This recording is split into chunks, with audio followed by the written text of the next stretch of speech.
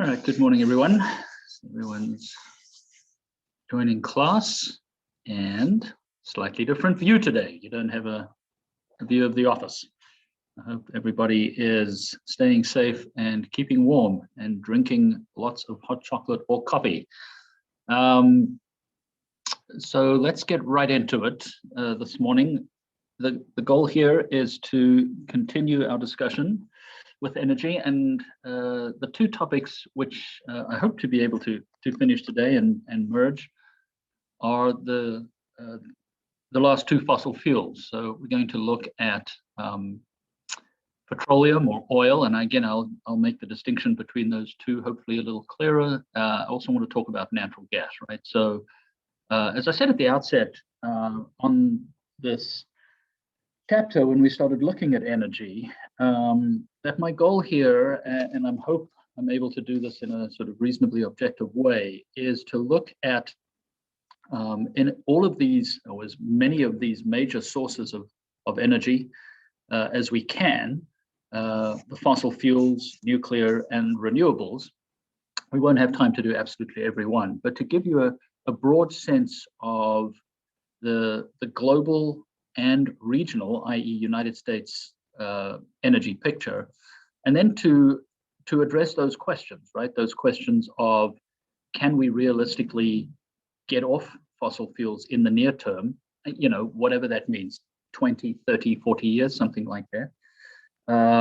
How viable are renewables in terms of providing energy as we move further into the century? And then that sort of rather open-ended one is,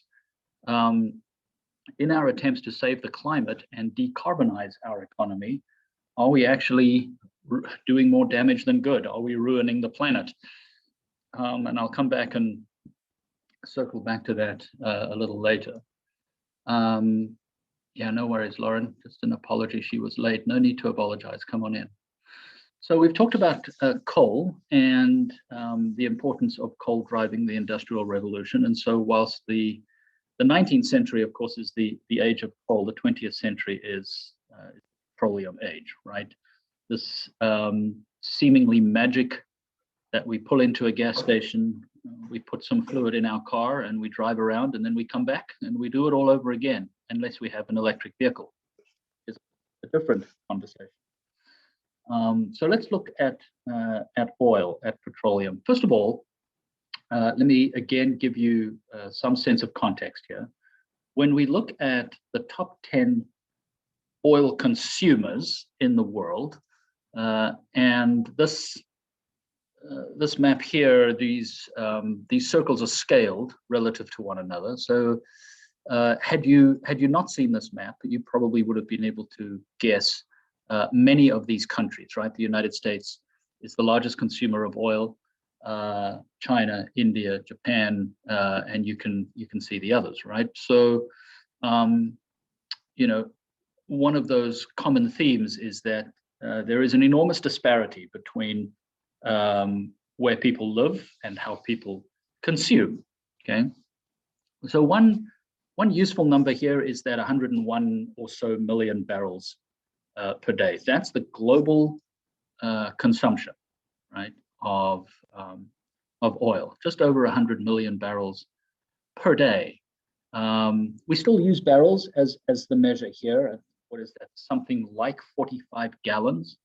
And the barrel is still the standard unit. It was sort of used after the transportation of wine, where there used to be sort of 50 gallons in a barrel for wine, and they would allow 5 gallons of spillage along the way, or people transporting it having a bit too much of a party along the way. And 45 gallons ended up being the standard unit in a barrel, and so the oil industry adopted that same one. Okay, question from Courtney: what is the majority of the US consumption coming from? So that is the conversion of oil into gasoline for vehicles. All right, so this is largely for transportation fuels. Okay, so there's a complicated diagram here, which is the second diagram that you have in the oil. And I'm just going to break it down into some individual parts here, just to try and simplify this, right? So first off, this shows oil production, right, in million barrels per day from 1965 through to 2019. I think we're still waiting for those 2020 numbers. So this first line on this diagram is just simply, you can see the increase in global production through to where we are, right? That's currently where we are. So that is in a continual upward trend of world oil production. Okay. In 1986, a British geologist by the name of Campbell predicted that we would run out of oil, right? That we would reach what he called peak oil. And it's a really interesting and pretty controversial term, to be honest with you. But he said we would reach peak oil by about 2007. Okay, this was a well-respected petroleum geologist. And he said, because it's a finite resource, that at some point we would reach a peak, that, you know, new reservoirs were going to become rarer and rarer, and then global oil would begin to decline. Not so much, right? You can see how we've blown through the so-called peak oil, which he put at about 80 million barrels per day, and we are well beyond that, right? Another consulting firm called CERA, this is a well-respected consulting firm, Cambridge Energy Research Associates. That's not of any real significance. But in the 1990s, they came out and said, you know, we think that Campbell is far too conservative, and that we're probably going to reach peak oil by sometime around about 2030-ish, something like that, right? And you can even see now, so these projections were made in the early 1990s, and you can see how even now we are considerably through that, right? It doesn't look like peak oil is coming anytime soon. The one thing that was not really well known and unaccounted for in these projections is what the demand from China and South and Southeast Asia was likely to be, right? So this curve here, which we've labeled the Asian Phoenix demand, is the demand that's coming from Southeast and East Asia, right? That's where a large part of the population growth is going to come from. Okay, so so you can see that. So I'm trying to break this down on these three curves, right? So the bottom line is that we are still, no pun intended, barreling along in terms of extracting oil from the ground, and that oil is going to have to come from somewhere. Now, there's two important terms here, right? And that is that when that prediction was made by the Cambridge reference, the CERA reference, they said that whilst the majority of our global oil comes from conventional oil, right? So that's oil that is formed in place and then migrates into some sort of reservoir, an underground rock or whatever the geology is. The conventional oil that you drill vertically down and pump out the ground, that we are going to have to go after more and more unconventional oil, right? And unconventional oil is oil and gas, but let's just focus on oil that is in tight pore spaces in shale rocks or sitting in tar sands, right? More expensive oil to extract. And the bottom line to this diagram is that as we look at the growth curve of where we're headed, right? So if we are, let me just see if I can quickly turn on the annotation here. So if we are headed in this direction, and if we keep going up, say we go up somewhere like this, right? And we're looking like that, there is a large part of this oil demand, and estimates put it at somewhere between 22 to 25 million barrels per day of new oil that we are going to have to find, and that's going to almost certainly come from unconventional resources, right? So that's one important point. And the other point is, and I'll just make this, and then I'm going to stop and see if there are any questions on this diagram. There's this idea that we have run out of cheap oil, right? Conventional oil is easier to get out the ground. Okay, you drill a well and you pump it out, and that unconventional oil is more and more expensive to get out the ground. And I'll talk a little bit about that when we come to tar sands. Now, of course, the oil price fluctuates dramatically, right? So when oil is $130 a barrel, then it's much more profitable to get unconventional shale and tar sands out. And that is where, if you think back to that box where we talked about resources and reserves, that's where resources shift over to become reserves. When oil drops to $30 or $40 a barrel, unconventional oil becomes really uneconomic. All right, so there's a question in the chat. Let me just check that. So are we agreeing with CEO's prediction of conventional oil? Interesting question, Vin. I think that's still an underestimate.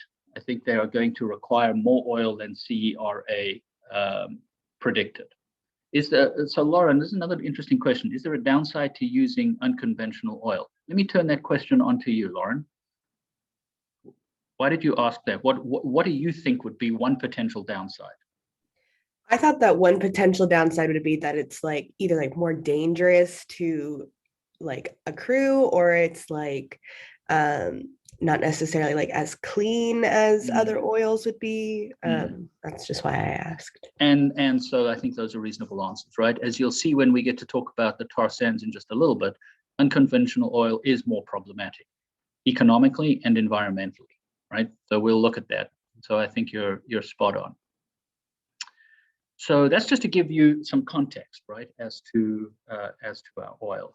Now, this is another one of these sort of context diagrams, and fascinating, right? So this shows the top 5 crude oil producing countries. This is not petroleum.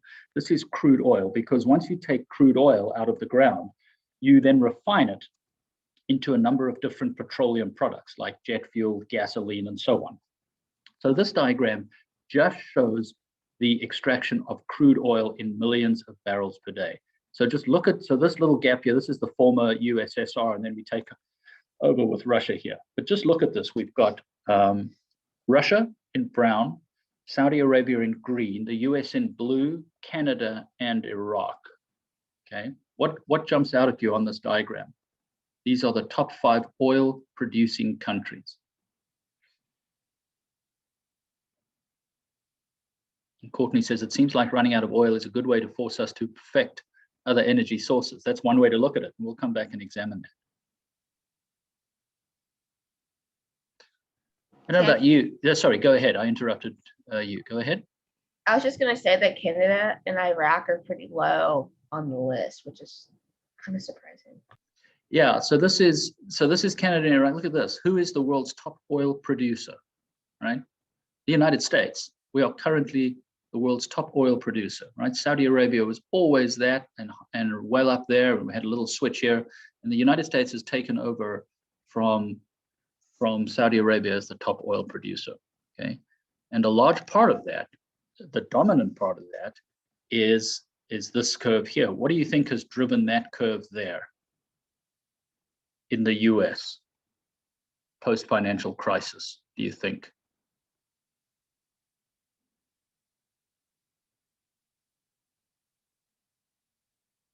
I wouldn't say we've gone from this sleepy oil producer, but we are now the world's major oil producer, right? This here is driven by unconventional oil, right? This is driven by oil sitting in shale formations.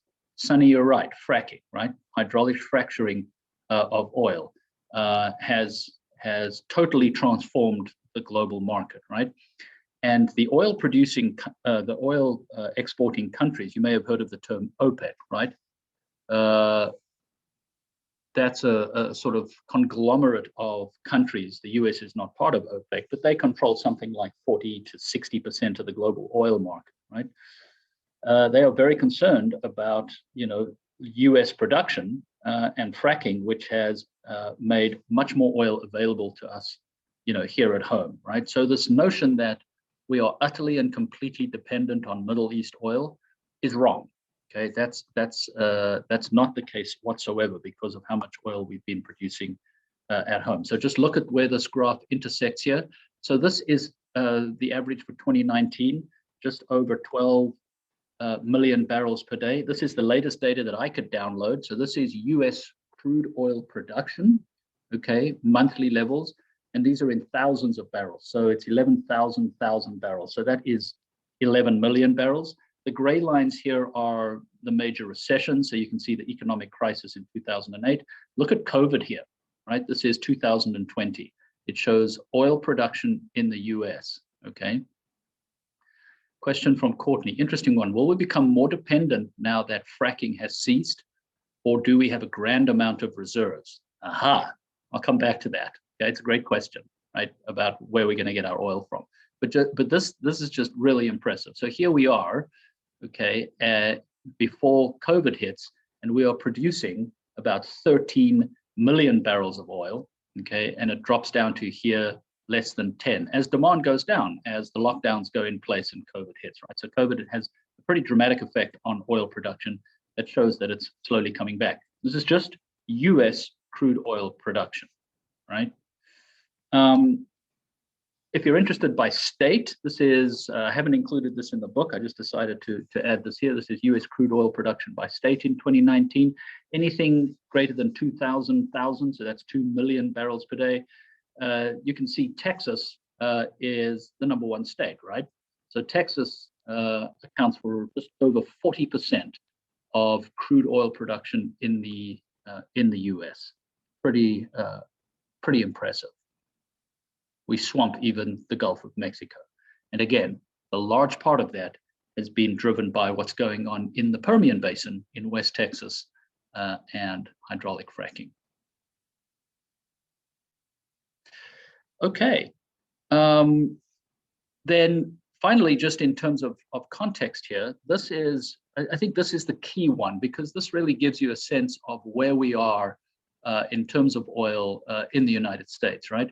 So this shows US petroleum, okay? So it's not just crude oil now. Now we're talking about all products that come from crude oil. So crude oil, jet fuel, gasoline, and asphalt, a whole bunch of byproducts that we get, that we collectively call petroleum. Okay, so the top one there is US petroleum consumption. And this is, I think this is really neat. So here's US petroleum consumption. We consume about 20 million barrels per day, right? Something like that in the US, okay? The brown here is production. So that's the previous diagrams we've looked at. So here's production, there's production ramping up. Now don't be confused here again, that shows almost 20. That is petroleum. So that's crude oil coming into our refineries and then producing a whole range of petroleum products, okay?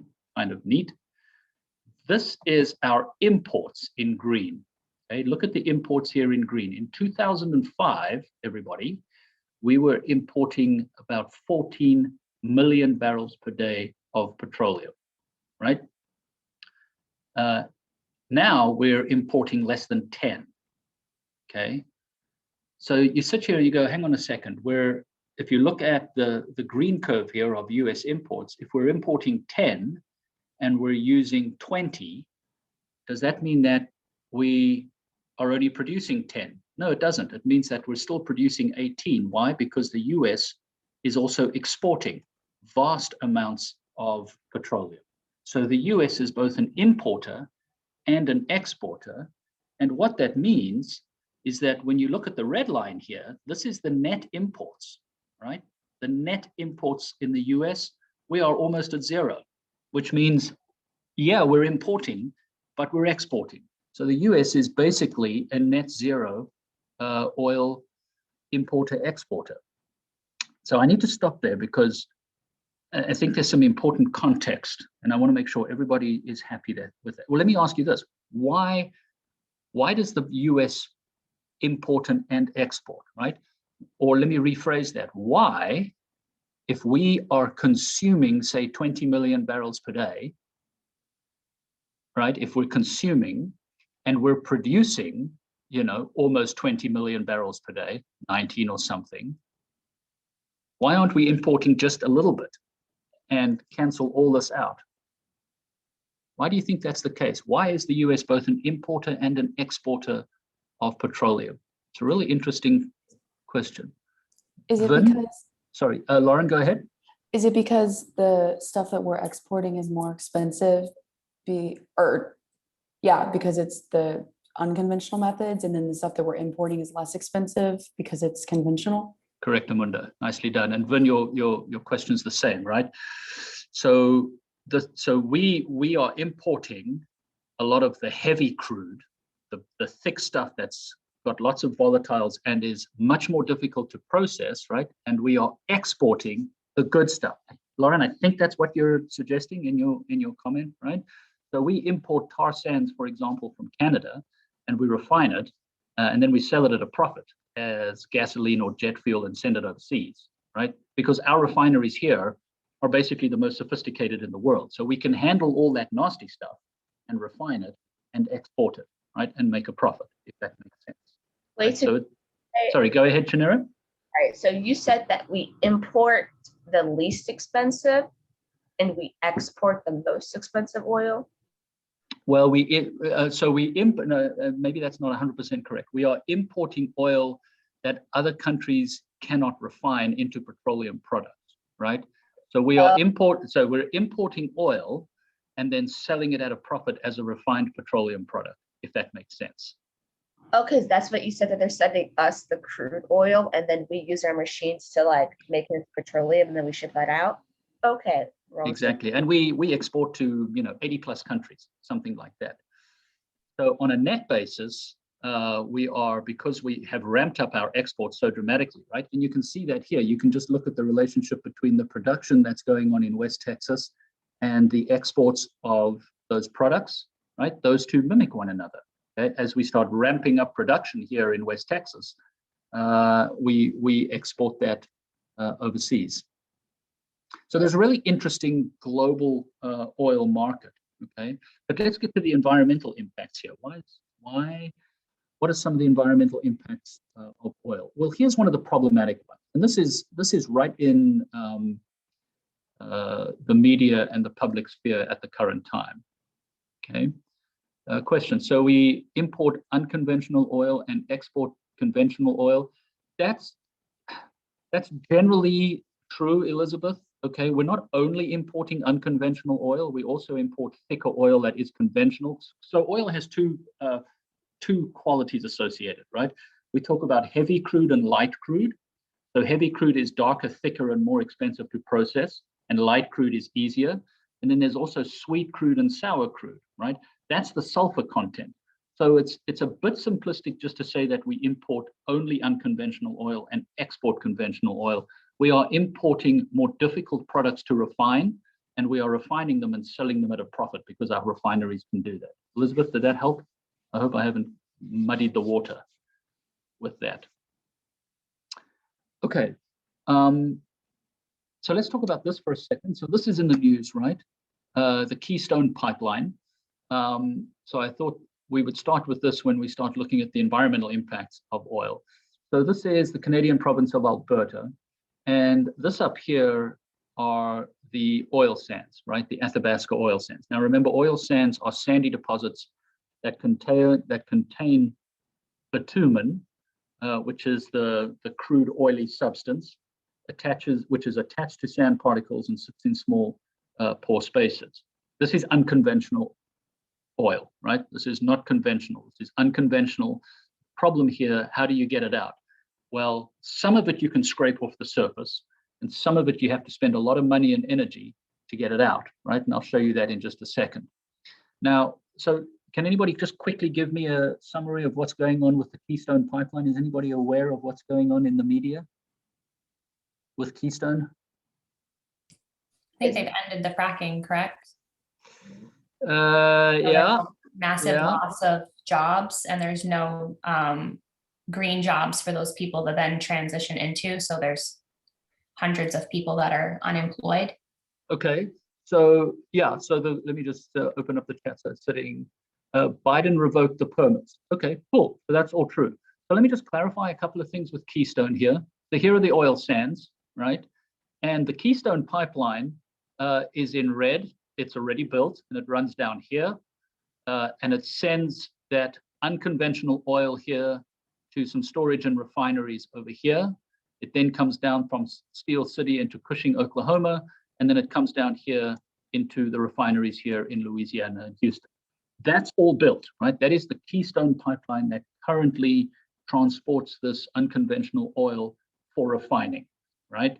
So just make sure that you understand that, and that currently transports about 630,000 or so barrels per day of crude oil down the Keystone.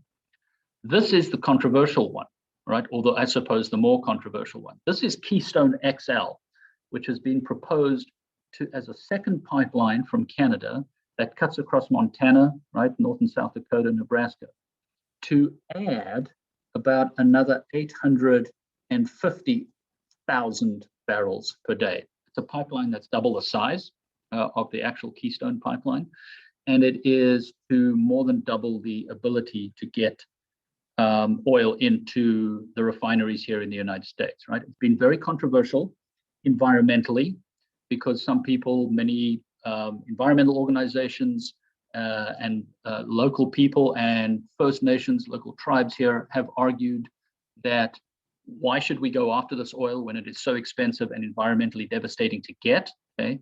And two, why are we building a pipeline across areas where there might be the potential for spills and so on, right? The counter argument to that is, why wouldn't we build this pipeline where we can double the production and get those jobs that people need in terms of pipeline construction, right? So Courtney, I think that's what you were speaking to. It's been tied up in the courts and is going round and round in the courts. The Obama administration basically put the kibosh on it, right, towards the end of that administration. President Trump opened it back up again and said, absolutely, we need to build this pipeline. And the construction just about started here when we had the election, and then President Biden has signed an executive action to stop that, right? So this XL pipeline here has been massively controversial on a number of levels. Here's my take on it. And so here's where I try and get off the objective train and just give you my take, right? One is, and I'll show you the environmental impact in a second. Question, why would we go after another 850,000 barrels of oil from Canada and bring it down a pipeline that may or may not be safe? That's as an aside, right? Why would we go after that polluting oil in the first place of 850,000 when we could just get it from Texas, right? Yeah, we could. When you make a good point there. We could sell it and make money off it from an export, right? But why would we go after that oil when there should be no reason to bring that 850,000 barrels? The 850,000 barrels is not going to make a difference at all to the United States dependence or independence on foreign oil. So I just wanted to get that out of the way, right? You hear that a lot in the media, that we have to build Keystone XL in order to reduce our dependence on foreign oil. Nonsense, because by definition, Canada is foreign oil. Okay, it's a little safer than perhaps bringing it in from the Middle East, right? This has nothing to do with reducing our dependence on foreign oil, in my opinion. But that's just my, that's just my 2 cents. Environmentally, if we just put the economics aside, right? These are the environmental issues associated with the Keystone XL, right? So this little graphic that I've included here is how we get it out, right? And why potentially Keystone is so controversial, right? So this here is the bitumen, right? This is the thick, oily substance that is attached to the sand particles. This is what it looks like, this lovely, delicious substance here, this mucky sand. This is a microscope view in the middle here of the bitumen that's attached to the sand grains. Guys, you can't put a straw in here and suck it out. You can't pump it out, right? So how do you do it? Well, you frack it, okay? Just like you do for natural gas. So you inject water under very high pressures, okay, and very high heats. How do you heat the water? With natural gas. Wait a minute, we're using natural gas to heat water to extract oil that we probably don't need. That's a whole nother issue, right? And then you've got to build the pipelines and transport it across. So some of that is extracted via surface mining, which is less expensive. Some you have to actually then go in and frack. And of course, the environmentalists are very concerned about what you're doing to the landscape, right? So this is a particular mine in Fort McMurray, and the bitumen, the crude oil substance, is very close to the surface. It's about 30 meters from the surface. It's about 100 feet, okay? So here what you're doing is you just remove the trees, you remove all the boreal forest, the tundra, all the natural habitat, you just remove it all, and then you take out the substance or the material containing the crude oil products, the bitumen, and go and process that, right? This is what a mine looks like. It's the Muskeg River mine. I don't know about you, but if I think back to our discussions on intrinsic value, I don't put this landscape in the same view as the Sarapiquí River in Costa Rica, for example, right? Now, again, that might be naive because this landscape is providing a huge number of jobs and revenue to the local economies, which is another way to look at the world, right? A couple of other views. This is bitumen strip mining near Fort McMurray Alb. On the left-hand side here, I got these photographs from National Geographic. You can see what's happening to the tundra, right? So this is the tundra that is being stripped. You can see it almost looks like a chessboard, right? So they've gone in there, they've cut down the trees, they've removed most of the surface vegetation, and then they're just literally going in there like a cake and slicing off the surface to get at the material to then process that into crude oil to get it into the pipeline, right? The scale of the impact of this on the landscape is enormous. This is about 6 or 7 years old. It's a Google image of part of an oil sands operation near Alberta, right? So anything that's white or bright here has been cleared. And we've put over on this image the scale of Washington, D.C., right? So if you just take all the economics off the board here, everybody, and you just look at the environmental impact, I think the environmental impact of getting at oil sands is really pretty dramatic. So let me stop there and see if you have any questions on oil sands and crude oil. You can probably tell I'm not a fan, right, of going after oil sands. And incidentally, these are the same deposits that we have in Venezuela, right? The Orinoco Belt. They're a little deeper, but this is the 170 billion barrels of reserves that Venezuela have as unconventional oil. Any questions? I have a question. Yeah, fire away, Courtney. If we're not using the pipeline, the Keystone XL, will we still be trying to obtain those oil sands from Canada? And if so, would we then be transporting the oil via railway versus pipeline? And is that more dangerous than pipelines? So that's an interesting question. So let me tackle the second part first. Yeah, pipelines are by far and away the safest way to transport crude, right? They are. Okay, I don't think we want to be loading it up onto trains and then having a train accident or tankers. So that it's the safest way, and it's the cheapest way, for sure, right? So it's the most cost-effective way to transport oil. So that's the first point. The second one is it's not that we don't get any oil from Canada, right? We're getting 40% of our oil from Canada, and 630,000 barrels a day is coming down Keystone XL. That's already in place, right? Some say we should shut that off. But we're also getting oil that's transported west and east out of Canada. That comes into the Pacific Northwest. There's oil that's coming down up into the Midwest and up into the New England states. So I don't want to give you the impression that it's just one area in Canada and one pipeline that supplies our oil from Canada. That's just the unconventional resources that are coming in from Canada. Remember, the majority of Canada's resources are unconventional. Something like 90+% of all of Canada's oil is unconventional, right? So the economists and those who are proponents in the oil and gas industry say, why are you getting all bent out of shape about XL when we're doing it anyway? We're bringing it down the normal XL, and we're bringing it into several other parts of the United States in any case, right? So it's not like not building XL has suddenly shut down the oil sands and we're going to magically put back the tundra and everything's going to be great. Not at all, okay? That industry is still going. But you can imagine how keen, and Canada's in a difficult position because the Prime Minister, Justin Trudeau, and the Canadian government, portray themselves as environmentalists. They have very progressive environmental legislation. They are, front and center of the Paris Agreement and so on. And yet they want XL in, right? They want XL because of the jobs and the revenue that would come into Alberta and then presumably get distributed. So there is an economic impact, right? I don't know if that answered your question, Courtney. It's very, very complex. But in terms of transportation, yeah, you can't beat that.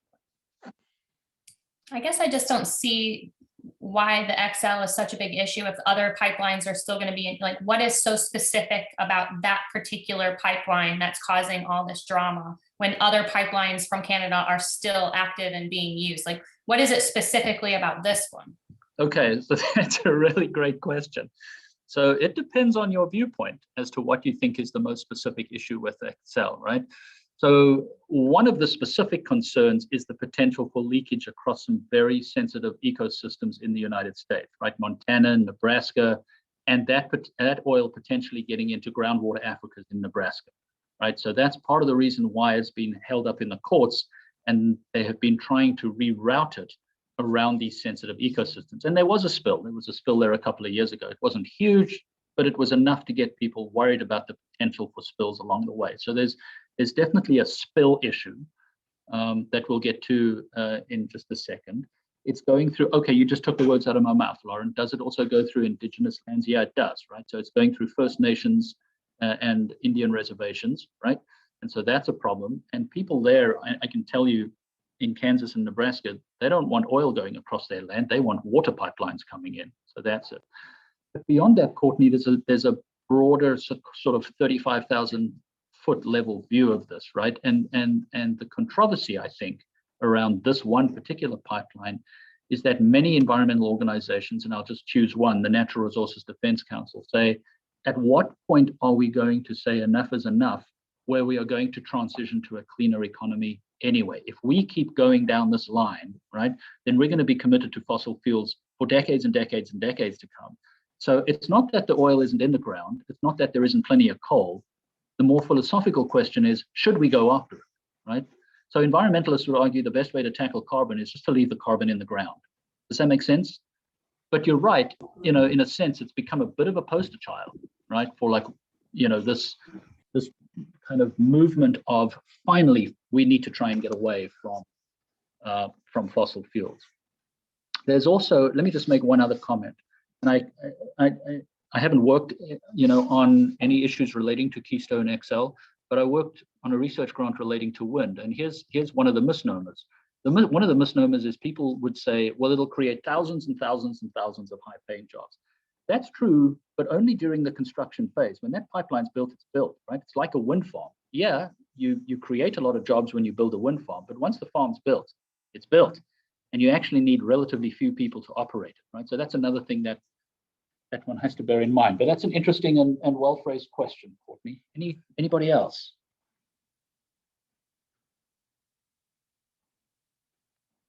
Any other thoughts on that? Okay. So let's keep going. Moving away from just oil sands and Keystone, let's talk a little bit more about environmental issues.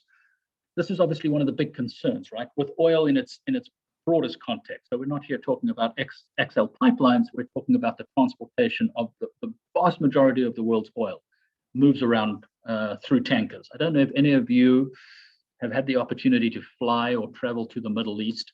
It always blows me away every time I fly into either the United Arab Emirates or Qatar from the United States. You come down the Gulf to see the sheer scale of the tankers in the Gulf. It's mind-boggling, right? It's like a flotilla traffic jam of these tankers that move oil around the world. And this, of course, is one of the great tragedies, right? When you get a spill and what that does to ecosystems. Here's the good news. So let's try and be objective here for a second. So what I've done here, I've gone to the International Tanker Federation that keep track of all the spills. And these are what are considered significant spills. So any tanker spill that puts out more than 5,000 barrels, okay? And each of these vertical bars relates to the number of spills, right, of greater than 5,000 barrels. So that's just the number of spills. And then the red diamonds are what I've put on top of that in terms of the average per decade, right? So you can see the bottom line here is that decade upon decade upon decade, the tanker industry, I think, has done a really good job. We've reduced the number of large spills. I think that's the take-home message, right? We have reduced the number of large spills. But as I've put here in the caption at the top, these figures can be significantly distorted by one or two very, very large spills, right? And the Exxon Valdez that you've probably heard about that occurred in 1989 actually was not one of the largest spills. Okay, it just so happened to occur in a very sensitive area close to shore, right? So some of the largest spills, you know, are much, much greater than that. So this is kind of a double-edged sword. We've really cleaned ourselves up in terms of large spills, but that doesn't mean to say that we don't spill a huge amount of oil on an ongoing basis into the oceans. Okay, so that's just global spills. The most recent one, and the one closest to home, of course, was Deepwater Horizon, right? This is getting a little old now, but just in terms of when it occurred, right? But this was 2010. I don't know if any of you remember this. Some of you may. This was kind of in the early days of well, not the early days of live news, but the early days of kind of this continual stream of news. CNN had a webcam on the oil, and you could watch for 3 months every hour, just oil pumping into the Gulf of Mexico. So this was a significant spill, for sure. And what I've drawn here in the map on the left is to try and give you a sense of the total area of that slick. It dramatically impacted the coastlines of Louisiana and the Gulf. BP put in a fund of $20 billion for cleanup. And it's been quite a controversial environmental study because a lot of people say it devastated the shrimp industry, but there are others that say the impacts were much less than people say. And in fact, a large chunk of the oil disappeared, right? Some of it evaporated, and we think some of it has gone to the bottom of the ocean. They can't quite figure out where this missing oil has gone. But I'm not trying to downplay Deepwater Horizon because it was a significant spill. At the end of the day, let me just stop. One from Nolan. Wasn't there an oil spill off the coast of California within the past few days? I'm not aware of that. Was there? Has anybody? Nolan, where did you see that? That's an interesting one. I'm not aware of that. Huh. Yeah, right after I sent that in, I looked it up to verify, and it said there was 600 gallons of oil spilled from Chevron. Ah. Yeah, I'm seeing it 2 days ago. It was Yeah. a Chevron oil spill right off the coast of California. I'm trying to find where specifically. But Yeah, find out if you can. You know, I'm glad you raised that. It's an interesting issue, Nolan, because the map, you know, the diagrams I've just shown you from the tankers, that's what we call significant oil spills, right? 5,000 barrels. There is so much oil that is spilled on a day-to-day basis, just from loading and offloading and small accidents and things like that. So I didn't mean to skew the data by just focusing on tanker spills, but that's. they said it was near Fisherman's Wharf, and it's estimated to be about 245,271 barrel per day refinery. Like that's what spilled it and whatnot. So interesting. Atlanta yeah, was I'll in send Richmond. something else in the chat. Yeah, send something. I see. Yeah, seeing Atiana says it was in Richmond, California, in the Bay Area. Okay, yeah, let's look into that. Good. At the end of the day, this course is called Contemporary Environmental Issues, right? So all of this is ongoing and contemporary. Of course, I was supposed to do natural gas as well, but I don't think we're going to remotely have time to do that, which is okay. Let me therefore end here. You know, like coal, oil is here to stay, right? Whether we go into Keystone or not, whether we keep fracking in the Permian or not, oil is here to stay, and it's here to stay for quite some time. Why? Because we really don't have a substitute for petroleum, for gasoline. We just don't. Yeah, we can all run out tomorrow and go and buy Teslas because Elon needs more money, but that's going to be tricky. Okay, how do we scale up electric vehicles overnight? You don't, right? So, and to illustrate this point, this is a plot of vehicle miles in trillions of miles traveled up through to 2018. Okay, we'll see a blip with COVID for sure. The gray lines are economic recessions, US recession. So we don't have COVID on here yet. I haven't got those data. But the last one is the 2008 financial crisis. We love our cars, right? And I think I've said that to you before. I love driving. I love my car. And so that doesn't look like it's going to end anytime soon, right? We don't have any infrastructure to magically switch over to biofuels, which is a whole nother issue that we're going to examine. So here we are, right? We are still firmly embedded in a fossil fuel and when it comes to transportation, in a petroleum world. I mean, it just is simply, it is what it is. So it kind of, just always reminds me to think back to how you phrased your question, Courtney. It's not, it's how do we address this, right? Do we just keep going, more and more? And if we need to go deeper, if we need to scrape more of the Canadian tundra off, or is there some way out of this? Liam, question, is the Green New Deal a realistic option? Well, there you go. Let's take the lid off that can of worms. Why don't we? I don't know, to be honest. I'm going to punt on that.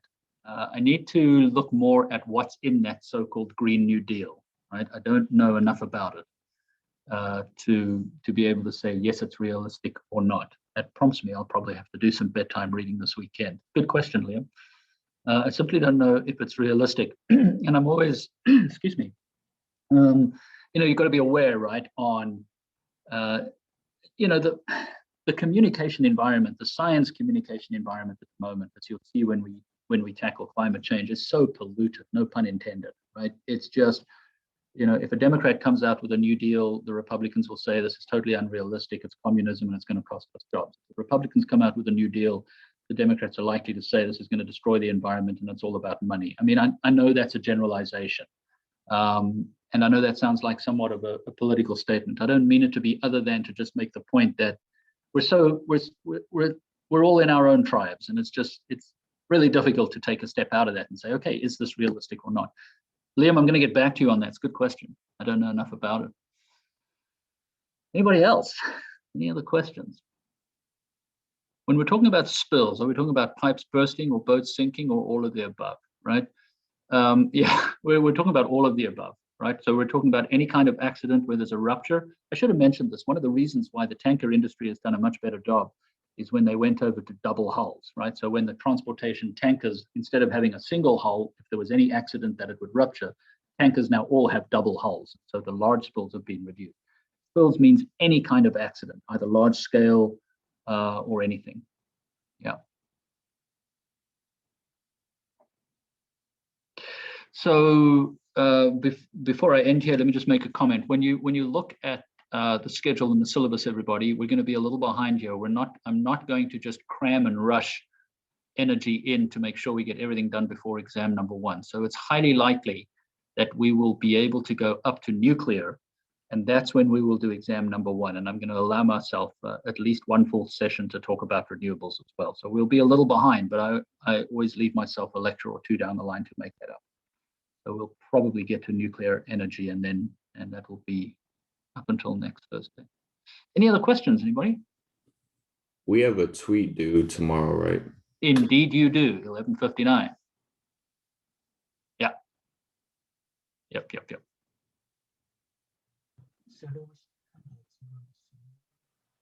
Question, will the exam cover less or will the date change? No, I almost never change the date. I just like people to get it into their calendars, so it'll just cover less.